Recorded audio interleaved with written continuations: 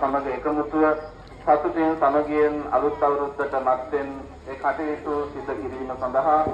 පෑගි භෝග රැගෙන ඒ ළමා නිලිය අපේ ගමට අපේ ළමයින් සමග දූ දරුවන් සමග කටයුතු කිරීම සඳහා මේ මොහොතේ විහාරස්ථාන භූමියට පැමිණෙන අවස්ථාව ළමා නිලිය ඇතුළු ඒ පිරිස විශේෂයෙන්ම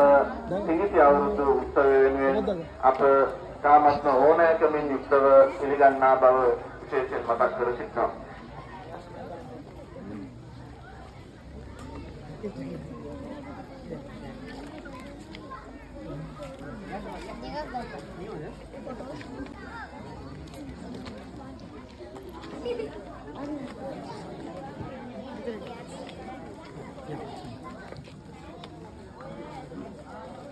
කිල්දනාගේ ආරාධනාව පරිපතමිනි ළමා නිලිය මේ මොහොතේ අපි බොහොමත්ම ඕනෑකමින් යුක්තව පිළිගන්නා